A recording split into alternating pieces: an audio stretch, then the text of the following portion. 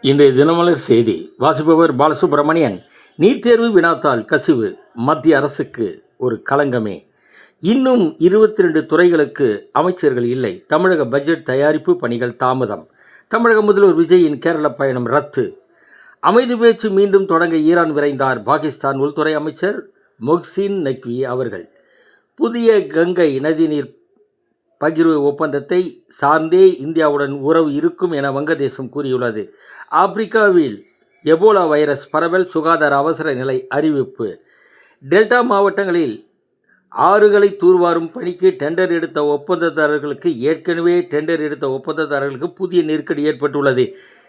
ஏற்கனவே கடந்த ஆட்சியில் முன்கூட்டியே கமிஷன் பெற்றுத்தான் டெண்டர் பணிகளை ஒப்பந்ததாரர்களுக்கு அதிகாரிகள் வழங்கினர். இந்த கமிஷன் பணம் நீர்வளத்துறையின் முக்கிய புள்ளி முதல் மாவட்டங்களில் உள்ள அப்போதைய ஆளுங்கட்சி நிர்வாகிகளுக்கும் பகிர்ந்து அளிக்கப்பட்டுள்ளது. இப்போது புதிய ஆட்சி ஏற்பட்ட பின் மீண்டும் கமிஷன் கேட்டு அதிகாரிகள் நெருக்கடி தருகின்றனர். உடனடியாக தமிழக முதல்வர் விஜய் தலையிட்டு கமிஷன் விவகாரத்திற்கு ஒரு முற்றுப்புள்ளி வைக்க வேண்டும். ஊழலில் அதிகாரிகள் ஆட்டம் தொடங்கிவிட்டதே. கொடுமையிலும் கொடுமை. வணக்கம்.